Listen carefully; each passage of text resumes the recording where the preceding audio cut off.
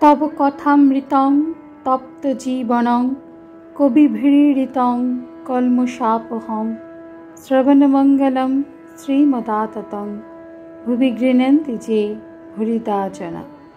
नमस्कार, अमृतबाणी चैनेले आपनादेर सकलके स्वागत। श्री श्री ठाकुर मा और स्वामीजीर रातुल चरणे शतकोटी प्रणाम जानिए शुरू करछि आमादेर आजकेर पाठ। 1886 एप्रिल।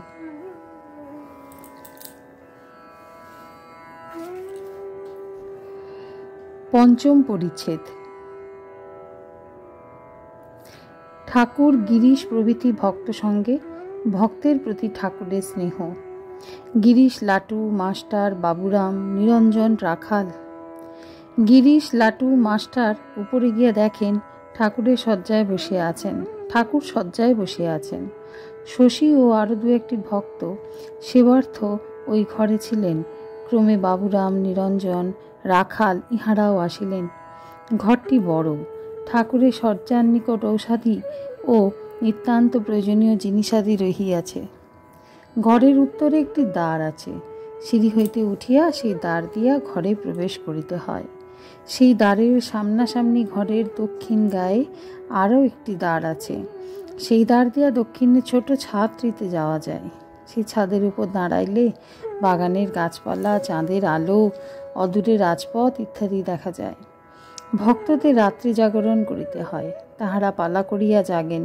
মশারি টাঙাইয়া ঠাকুরকে শয়ান করাইয়া যে ভক্তটি ঘরে থাকিবেন, তিনি ঘরের পূর্ব ধারে মাদুর পাতিয়া কখনো বসিয়া কখনো শুইয়া থাকেন।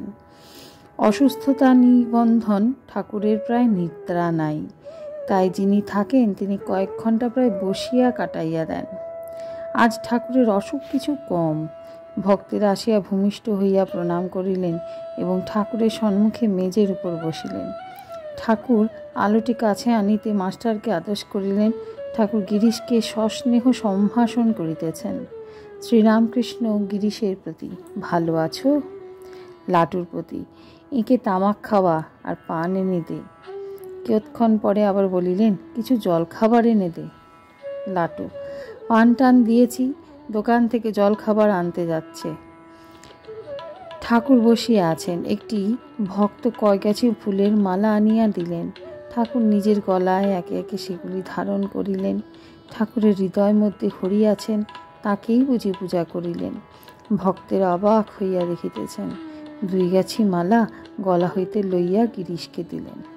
ঠাকুর মাঝে মাঝে জিজ্ঞাসা করিতেছেন, জল খাবার কি এলো? মণি ঠাকুরকে পাখা করিতেছেন। ঠাকুরের কাছে একটি ভক্ত প্রদত্ত চন্দন কাষ্ঠের পাখা ছিল। ঠাকুর সেই পাখাখানি মণির হাতে দিলেন। মণি সেই পাখা লইয়া বাতাস করিতেছেন। মণি পাখা করিতেছেন। ঠাকুর 2 গাছি মালা গলা হইতে লইয়া তাহাকেও দিলেন। লাটু ঠাকুরকে একটি ভক্তের কথা বলিতেছেন। তাহার একটি 7-8 বৎসরের সন্তান প্রায় 1.5 বছর হইল দেহত্যাগ করিয়াছে। সে ছেলেটি ঠাকুরকে কখনো ভক্ত সঙ্গে কখনো কীর্তনানন্দে অনেকবার দর্শন করিয়াছিল। লাটু শ্রী রামকৃষ্ণের প্রতি।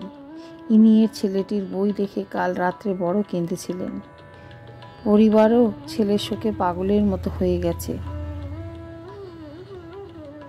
নিজের ছেলেপুলেকে মারে, আছড়ায়। ইনি এখানে মাঝে মাঝে থাকেন, তাই বলে ভারী হ্যাঙ্গাম করে। ঠাকুর শ্রী রামকৃষ্ণের শোকের কথা শুনিয়া যেন চিন্তিত হইয়া চুপ করিয়া রহিলেন। গিরিশ, অর্জুন অত গীতা টিতা পড়ে অভিমন্যু শোকে একেবারে মূর্ছিত। তাই এর ছেলের জন্য শোক কিছু আশ্চর্য নয়। আজকের পাঠ এ পর্যন্তই। নমস্কার। কথামৃতের সুধাধারার সাথে শ্রী শ্রী ঠাকুর মা ও স্বামীজির অনুধ্যানের জন্য চ্যানেলটি সাবস্ক্রাইব করুন।